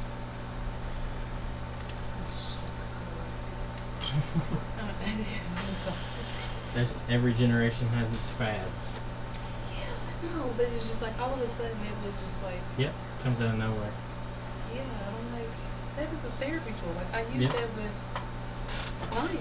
Yeah. You know, and she's like, what are you talking about? They've got the cubes over there too, which are kind of the same thing. Yeah, the exact same. It's just something to. Oh, can I get this blue one instead? Yeah. That's what I'm gonna say. Thank you. That's no problem. You have a good day. You too.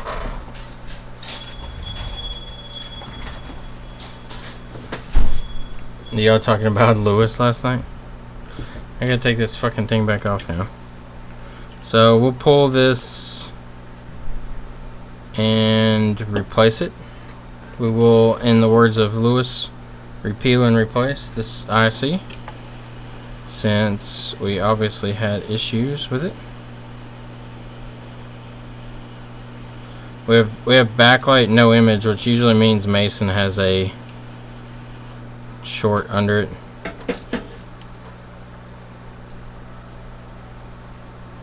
Let's see. That or the chip itself is bad.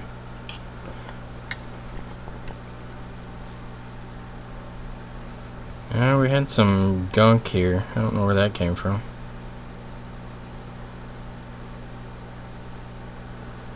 Alright, so we will replace this chip. with a different one.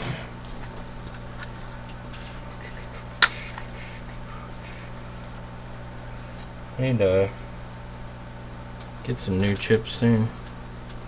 Running low.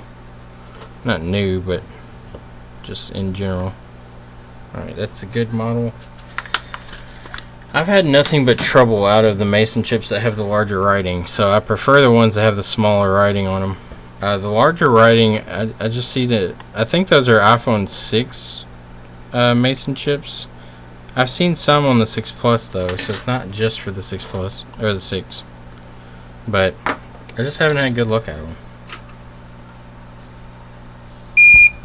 Yeah, modding his stream is exhausting at times. There's so many just retards on there. They just get on there just to post something stupid. Like, it makes me think that they're just 12-year-olds just that have nothing left to do in life but go on random streams and type dumb shit. Like, if you want the ultimate in just absolute cancer, go to some of these news sites when they do live streams of events, and oh my god, it's just the most dumbest shit you can ever see in one place.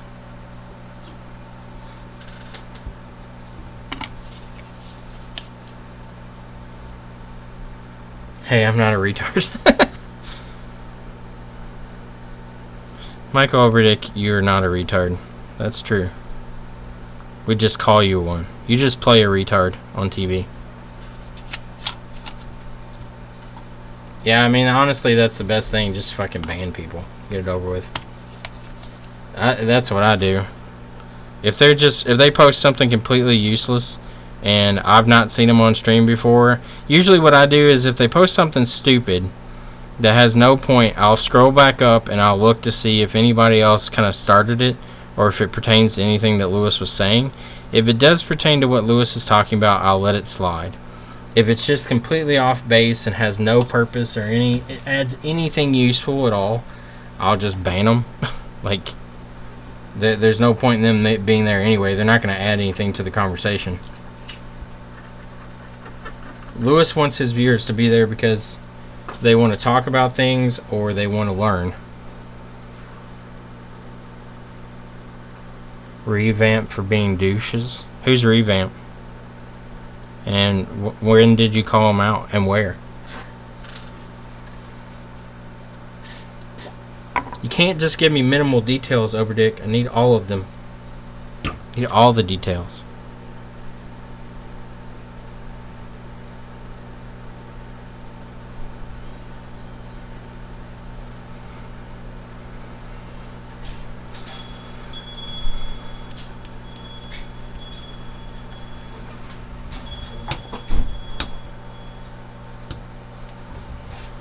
There you are. What's up, bro? Get it for you. How much are your fingers? $7. Yeah. The fatter ones are 10. What's going on? He needs a screen protector. Okay, what kind of phone? iPhone 6. Okay. That should be over there. How much are they? $10. Told you. AT&T was like $30. Yep. I was like, Because I gotta do that till it's something cheap. The $30 ones, they tell you have a lifetime warranty on them, but you have to pay $7 every time you get a new one for shipping. See? So you don't, you're paying more for it anyway. They're not getting me for that. Unless you're going to buy like 30 screen protectors. No, they're not getting me for that.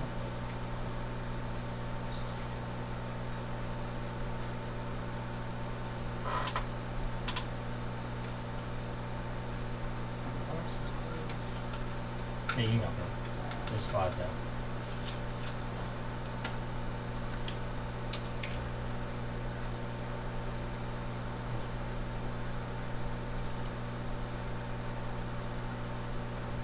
So you've been doing that one all the time? Yeah. Anytime I'm just sitting around. They'll spin forever too, it's nuts. You spin them just right, you can sit them on the table and just spin them. This thing's spin forever.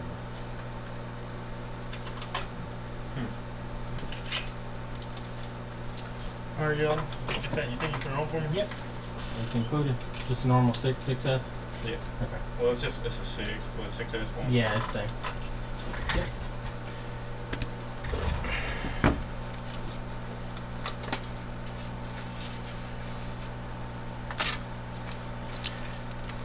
Everybody seems to be going nuts over them.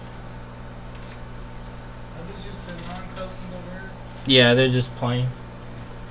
The plain color ones are $7, and then the pattern ones are 10. We've also got some aluminum ones and some light up ones coming in too. Where they at? Not here yet. Hopefully be here either tomorrow or Monday. Oh yeah, I got my phone fixture last time. Mm-hmm. My speaker's not working. Which one? The front one. You changed my screen and my front speaker on my phone, like you can't hear it. The ear speaker? Yeah. Alright, bring it back. We'll take a look at it. I got it in my pocket. Okay. It could be just not lined up or something. I was just wondering. I wasn't trying to say. You do good work. You've done phones for me before. Well, usually that's just, it's not lined up or something. It's usually nothing major. How come you just do it every time? Or I'll bring people over here. You don't know about that already, aren't you? I've already ordered them. What you doing? I couldn't find a place to have them. Yeah, everybody sold out of them, I think, for a while.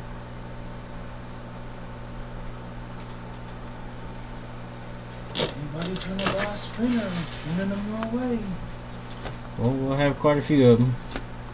How much are going to be the light up ones? Light ups are 12. The aluminum ones are 15. They'll have a little more weight to them, so they should spin a lot longer too. They won't tear up as easy as the plastic either. So if you drop it or anything.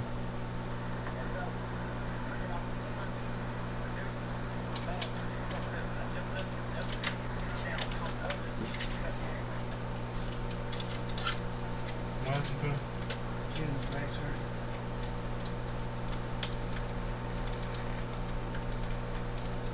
Where'd you order these from? Got those. I think they were on eBay. We bought them in 100 and something lot.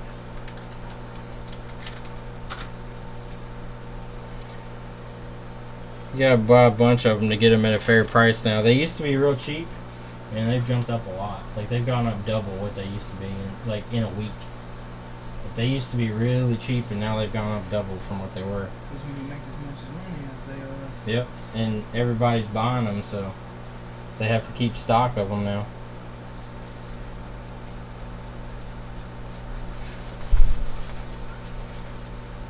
So this is your business? Mm-hmm. You make good money a year? Yeah, it's getting better. There's just something here. Is your pool table in there? No, that's different business. That's different business. Hmm. They do advertising and stuff. They don't ever play pool on it though. Maybe once in a while they will. Most of the time they just use it to sit packages and shit on it. It's just use it to sit on? Yeah, pretty much. They don't ever use it as a pool table.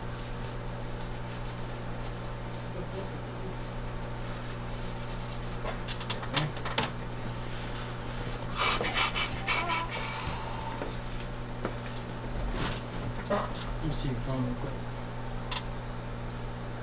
I got a credit card. Okay. What's your passcode? You want to do for class 6? No. Just use your credit card. Oh, wait a minute. I'm sorry. Hey, you're fine. I'm just gonna test on the audio recorder. No, like when I call, like when you call me, Mhm. I can't hear it. Yeah, you can test that mic on the voice recorder. Oh, that's cool. Or that ear speaker. So.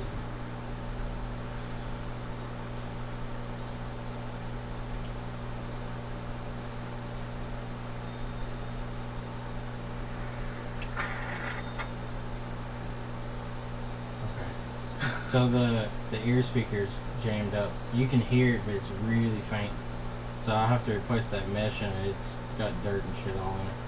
How much that gonna cost? I can do it probably for like $10, man. I have to open it up though. You'll have to wait a little bit. I'd have to come back then. Okay, that's fine, man.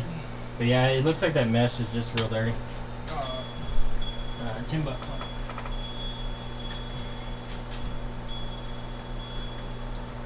You a student? Oh, okay. I'm a student. Are you? Yeah. Alright. Well, you gonna give me a discount? $9. Lucky day. That's why I try to tell you go to college. Like me, son.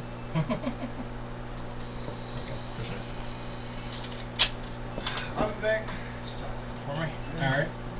I'll probably bring somebody else back with me if they need some. That works, man. I'll come back. We appreciate any business. You're welcome. We're trying to hook you up on stuff.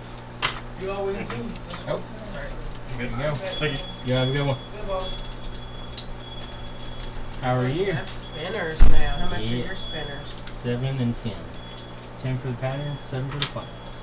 Okay. I was coming to pick up a phone for Linda Kelly. Okay, which one is it? It's an iPhone 6. Okay. White case. Unknown caller. Hello?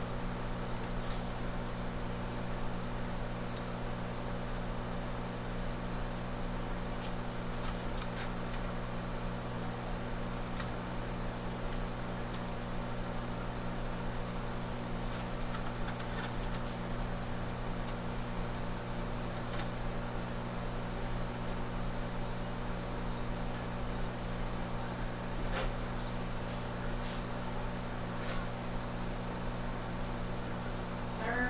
Yep. It was a lost phone that you guys. Oh, okay. Makes sense. Okay. I was like, I he's don't- back there looking for. Yeah, I was looking on our shelf. I was like, what? Is it this one? Yeah. There you go. What's the story behind this? Do you know? It was the guy that brought it in is one of my buddies. He said he was outside of Advance on Scottsdale Road. And it was on the ground. He picked it up and brought it here because I know somebody that works at AT&T. And he was like, "Can you have them call?" Advanced Auto on Scottsville Road. Mm-hmm. Right across from Walmart there, in front of Walmart. That is crazy. He said he walked outside and it was on the sidewalk, just face down. That's crazy. He brought it in. He's like, "Do you know any way to get a hold of anybody for it?" And I was like, "What service is it?" And I popped the SIM card out. It was AT&T, and I was like, "I can call." I've got a friend Joey that works there. Yeah. I called him. And I was like, "Can you look up their information?" He was like, "Yeah, just send me the IMEI number." So Okay. Thank you. you don't have to give me money. We want to Why? because you did the right thing. Well, I don't want to take $50. How about 20? Can you give me change? No. Are you What sure? about the? Can you split it with the guy who found it? Yeah, I can give him a call. Could you do that for Yeah, me that's fine. and tell him we appreciate His name's Michael. He's one of my good buddies. That's awesome. That's a big deal because for some reason we couldn't get her pictures off of it. Really? Yeah, like I don't know why. Oh, through but- iCloud? Yeah, her pictures were not on iCloud, so she was just devastated. Yeah. It's What do you everything's- suggest? Do we need to go back into AT&T and see why her photos weren't on the iCloud? Do you know her passcode? Yeah. Okay. If you can log into it, we can see if iCloud is turned on or not. So, I just don't know why. Because I thought, oh, it's not a big deal. Yeah, you'll have to buy a new phone, but it's it showing. says it's turned on. All it had was pictures from their iPad, not from their iPhone. Photo stream automatically uploading new photos in your iPhone devices. Yeah, it's turned on. She has to connect to Wi-Fi for it to work though. So if she's not on Wi-Fi, it won't back them up. If it's lost and it's not on Wi-Fi, No, if the photos, like, so here for my photo stream, it says automatically upload new photos and send them to all of your iCloud devices whenever connected to Wi-Fi. And then your iCloud photo sharing It creates an album that shares with all the devices. If that was on, why couldn't we get them? Let me see if maybe her storage is full. It has to be connected to Wi-Fi.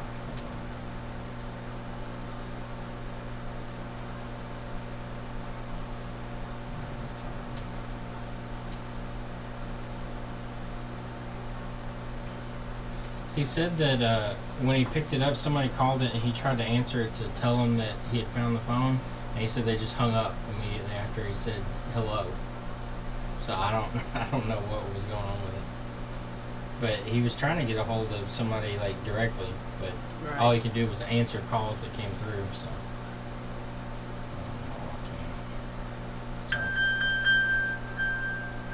Oops. It's gonna start pulling everything in because I connected to Wi-Fi.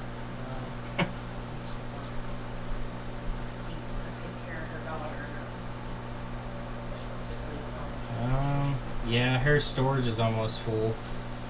She only has I think 130 megabytes open. Okay, so her storage is completely full from backups. Her photos themselves, there's none in there. So there's no that's why. space, so it can't back them up. The best thing to do if you want to keep your photos is connect it to a computer and back it up on your computer because it'll save all of them. And it should actually be in that backup. It should save the photos also. So I'm not. Is that a 16 gig phone? Mm-hmm. The backup's only 4.8 gigs though, so unless there's just only a few photos, then it's kind of small. Okay. I would say back it up to your computer. All you have to do is plug it in with your charging cable, open up iTunes, and there's a button that says backup now. Click that, and it'll back up everything on the phone. Okay. And that way, if it's lost or if it breaks or anything like that, all you have to do is plug in your new device, hit restore, select that backup, and it'll put everything back on. So we bought a new phone. That's how I need to get the pictures off of this. Yes. Okay. Do you go? Are you not going to use that one? I mean, you think could we're just sell gonna it. keep it. Backup. to That's a good backup. idea. Did you all report it lost or stolen AT&T? No. Okay. I was gonna say because I noticed the SIM was deactivated because it said no service. Well, because she's gotten a new phone with a new Okay, SIM card. that would be why then. I was gonna say if you reported lost or stolen, you need to go to AT&T and tell them that you found the phone and they Okay. can unlock it again. But if you haven't, then no big deal. Okay. Second question. Mm-hmm. You see the way the screen Flickering. is on that? What would be? This is Usually, only like 3 months old, usually that will go away. What that is static, but and it's like showing lines. okay, so that would be an LCD problem. Is that an expensive problem? Which generation iPad mini is it? We just got it. It's 2 months old, so it's the latest one out, or maybe not. Like, is there 4 of them? There's an iPad mini 4 now. That looks like what this is. Either this is mini 3 or mini 4. I would contact Apple if you just got it. It should be covered under the 1-year manufacturer warranty. Okay, I'll do So that. they cover all hardware problems as long as there's no physical damage. Okay, I'm gonna buy this. And that's free since you're giving me $50. Aw. I was gonna get you back somehow. Care. It's okay.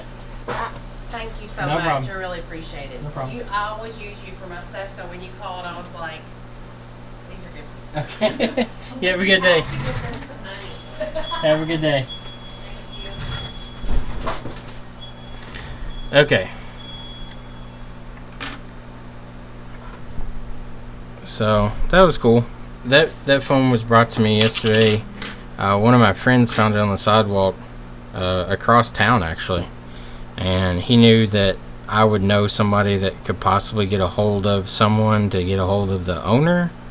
So it turned out to be an AT&T phone, and I've got the main corporate store here sends me all their repairs that they need.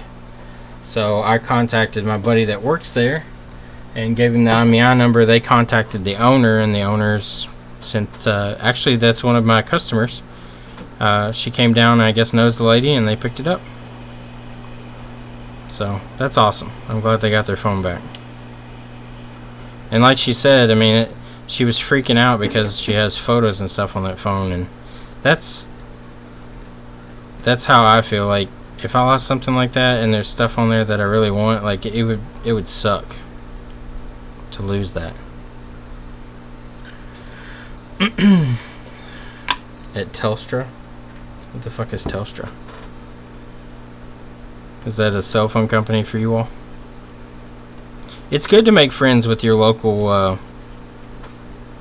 cell phone companies. Like, we take food and stuff over to AT&T like once a month. This last month we took a bunch of pizzas to them. The month before, I got a bunch of the Arctic, those little like thermos mug things that were all the big rage for a little while. I guess they still are, but we got a bunch of those and we got them personalized with everybody's names on them. And I got my logo put on the back side of them.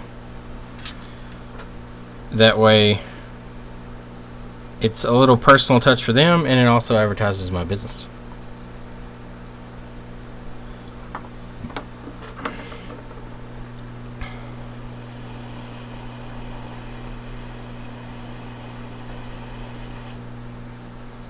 Okay, let that cool off for a second.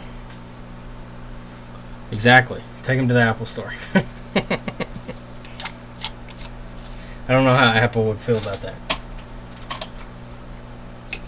You could try, though. I mean, what are they going to do? Say no?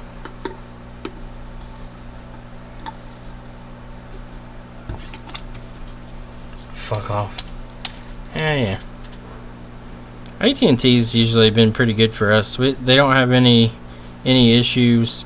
The only thing that their corporate manager said that we just couldn't do any type of referral incentive program. Like, we couldn't give them money, but we could donate any type of food or beverages that we wanted as a gift.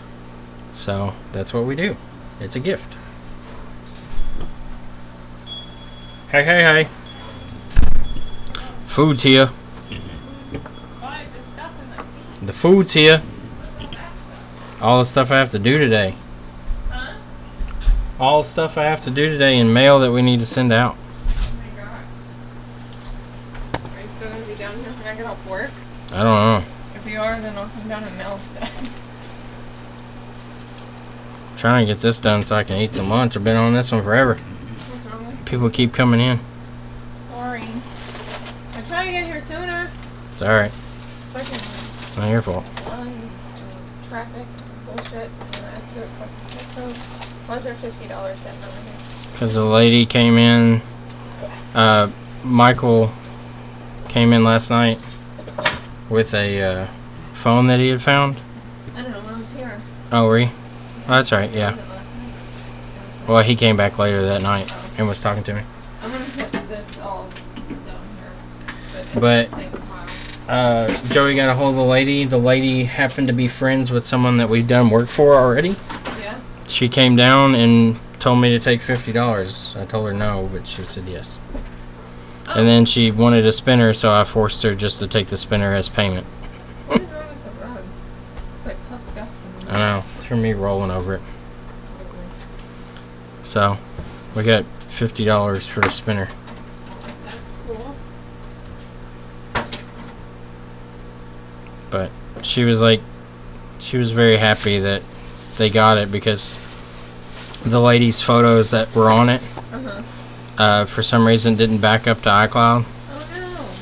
So she had lost all of her pictures and was wanting to get them back. And luckily this was the way to do that. So did you get the pictures back, or she? Yeah, the phone's fine. Okay. It just, They just lost it. yeah, she had the passcode for it. She unlocked it and, Did you give Michael part of that? yeah, that's what I'm gonna do. Oh, I just put it down there. Yeah, she asked, she was like, can you give it half to him? I was like, yes. Oh, I thought they were gonna put this inside of it. This is a big old mess.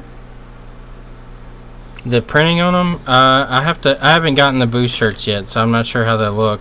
If they look like shit, just let me know and I'll get some new ones and price them low enough to kind of offset it. I think it should turn out okay. I didn't want it to be like super bright, but I wanted it to kind of look like like somebody had scribbled a drawing on the shirt. So that was kind of the look I was going for. so it should look okay. Stop yelling at me. I can't help it. This is like With the your worst, chicken burrito. This is the worst design of a That's a chicken burrito. ever. I want some chicken in my life. Do it. Now I have a whole fucking little platter of ranch. The platter of ranch. This is ridiculous. Chicken burrito with I thought- ranch. What the fuck is that? I thought Is that they were water gonna- ranch? Huh, I thought they were gonna put it inside, It looks like water and ranch. they didn't. All that water. All that ranch. Well, Water the ranch ranch. we had yesterday was like mayo. It I was know. thick. Yesterday was mayo ranch. Today is water ranch. Or I guess we could call it milk ranch. Well, no. Maybe better. Nope, still not good.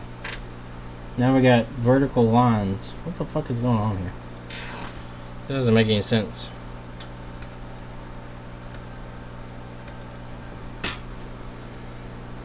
Does this chip off a pad or something? One day too. No, the pad's fine. Why do we have a pattern? Is Cumulus bad? I wouldn't think it would be Cumulus.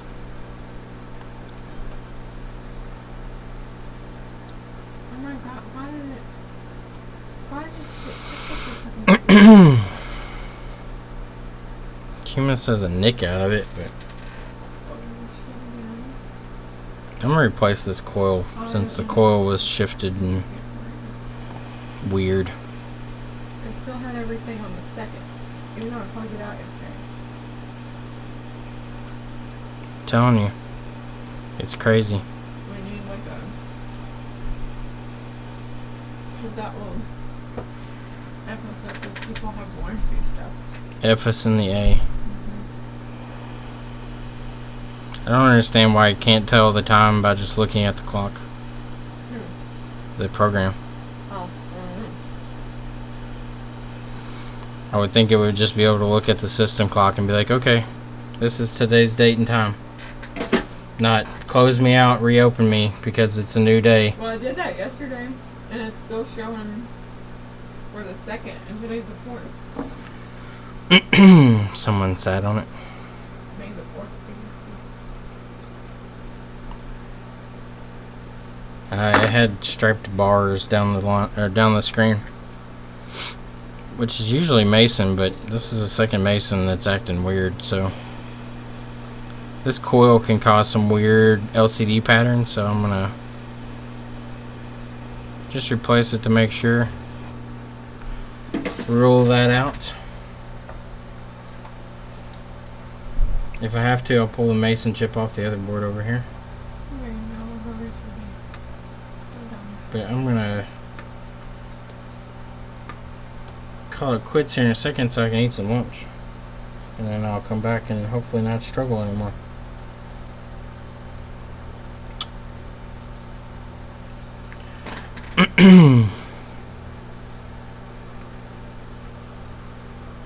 Nope, still wrong. So you probably can't see it, but there's horizontal vertical bars on the screen.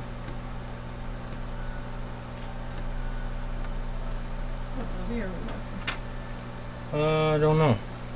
It's a mixture of either Finding Dory or The Wonderful Life of Pets or whatever it is.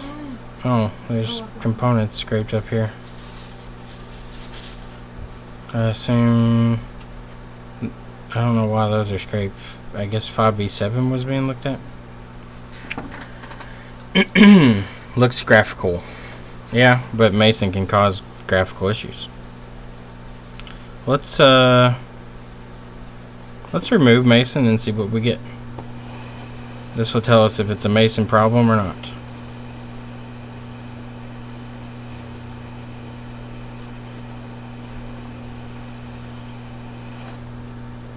Okay, so Mason's off. Let's clean up any flux residue here.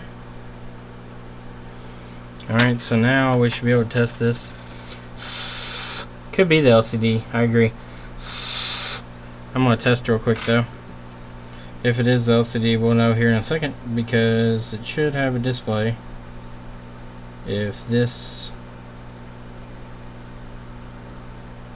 doesn't fix it. Come on.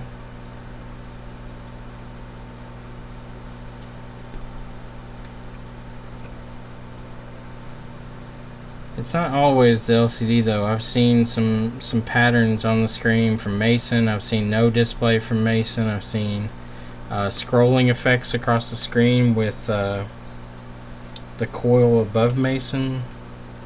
There's a lot of things that can be caused because Mason's tied to the LCD sync lines. So if Mason's not working correctly, then LCD can have some problems. Alright, so there you go. With Mason off, okay, so we do have an LCD problem also, it looks like. But with Mason off, we have a logo. And the amp draw looks correct, so looks like we need another Mason chip. But I'm gonna go eat real quick and then I'll be right back. Sorry that we haven't really accomplished much. I've been on stream for 2 hours doing nothing. But I'll be right back, like 10-15 minutes. So see you all in a minute. BRB.